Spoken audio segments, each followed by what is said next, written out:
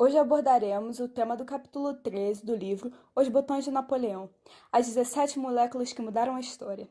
Para quem ainda não se ligou, aprenderemos sobre a morfina, a nicotina e a cafeína, três moléculas de alcaloide. Já que estão no mesmo capítulo do livro, o que essas moléculas têm a ver uma com a outra?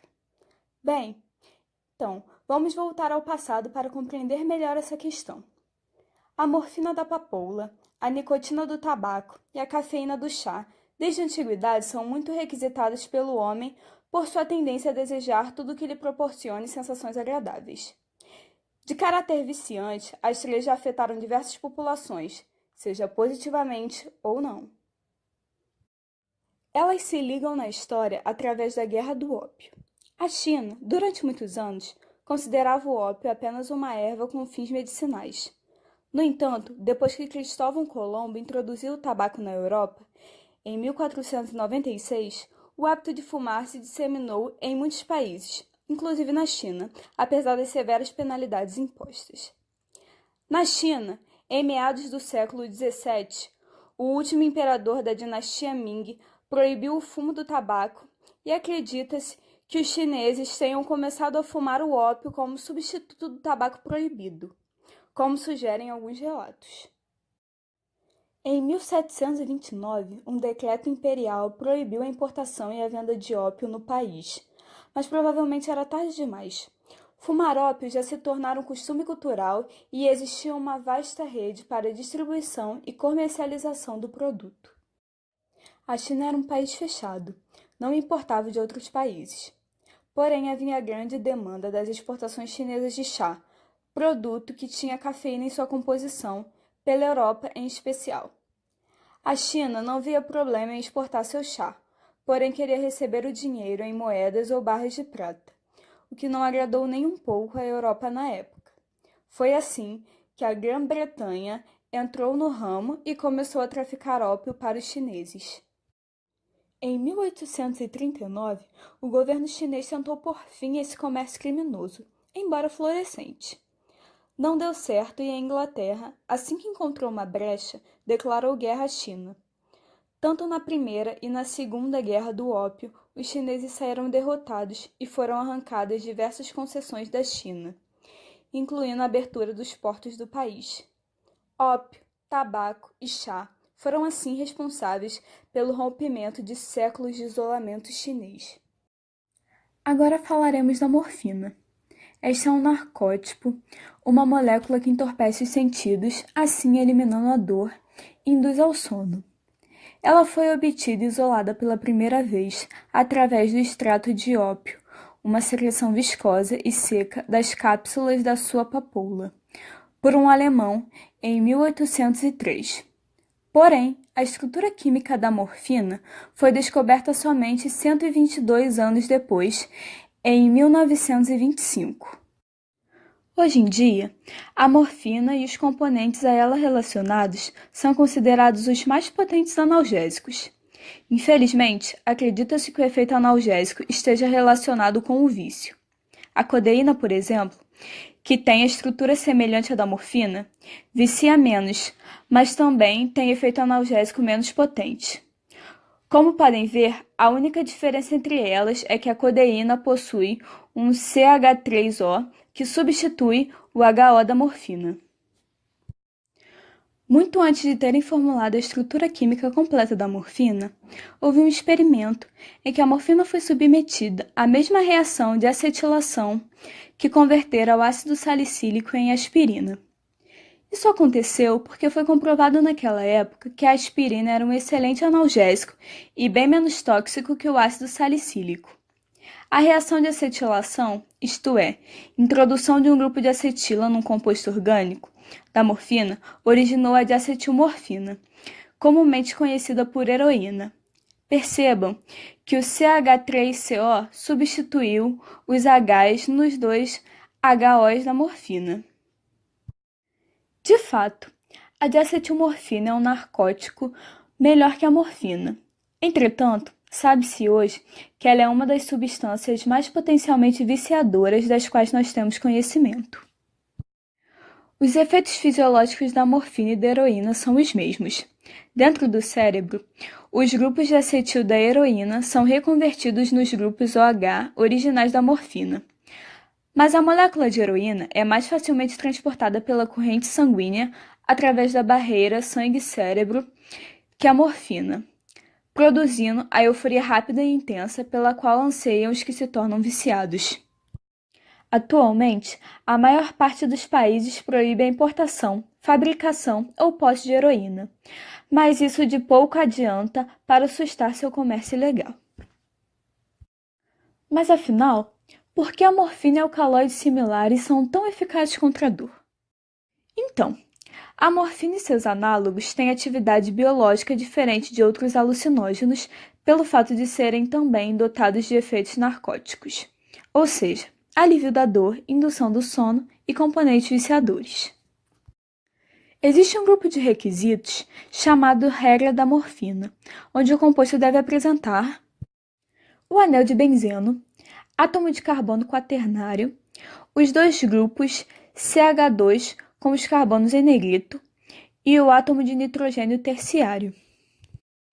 Tanto a heroína como a codeína possuem esses requisitos.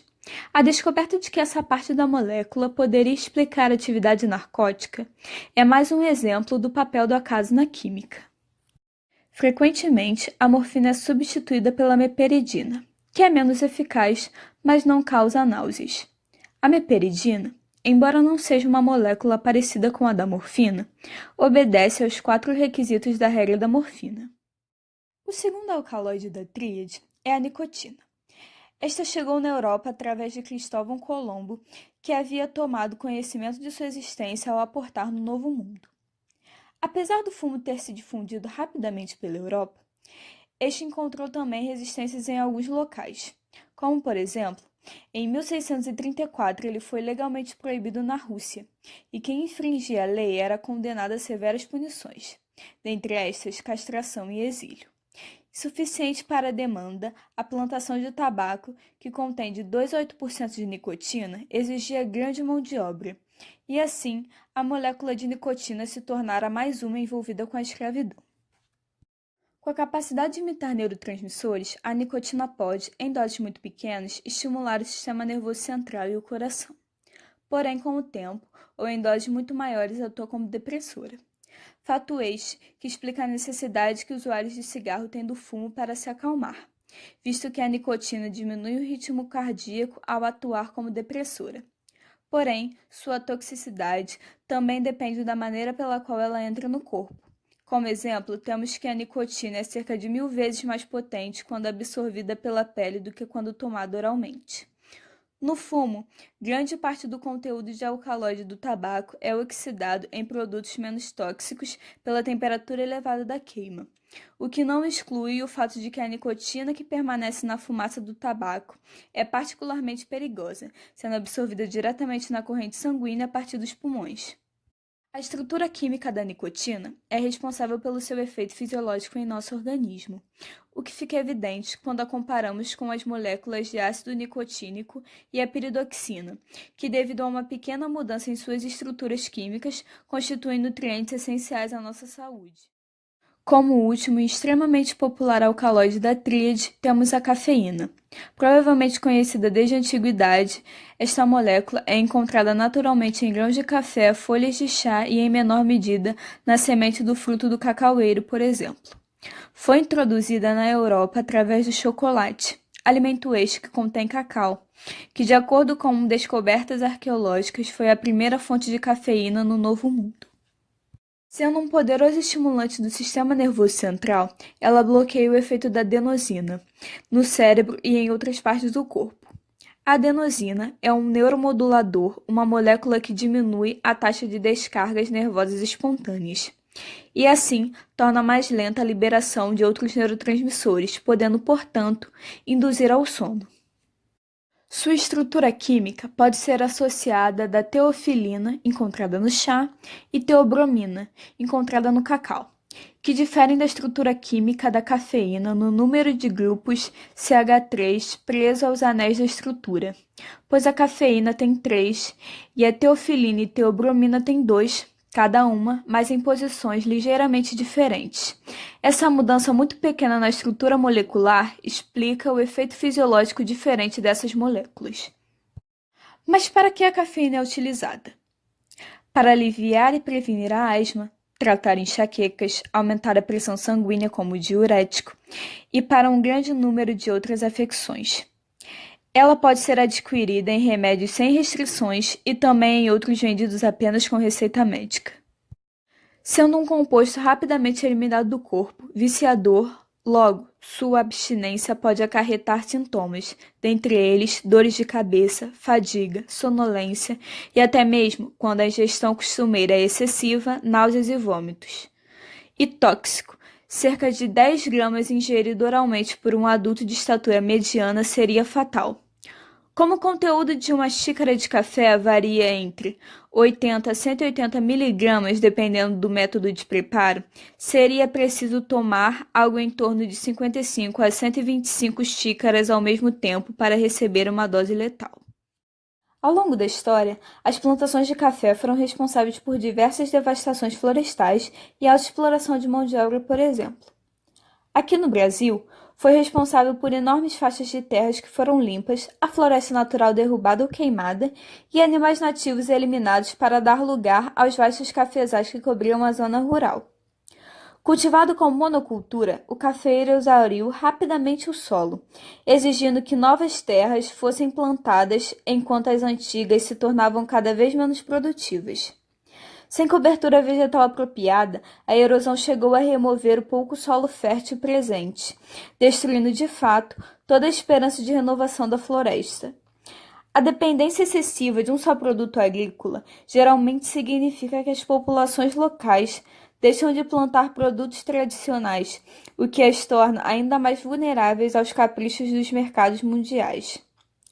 A monocultura é também extremamente suscetível a infestações devastadoras por pragas, como a ferrugem, que pode destruir uma plantação em questões de dias.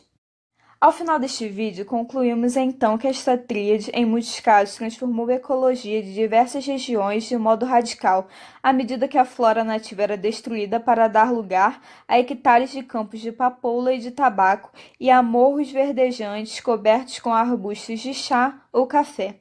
As moléculas alcaloides presentes nessas plantas estimularam o comércio, geraram fortunas, alimentaram guerras, sustentaram governos, financiaram golpes de Estado e escravizaram milhões.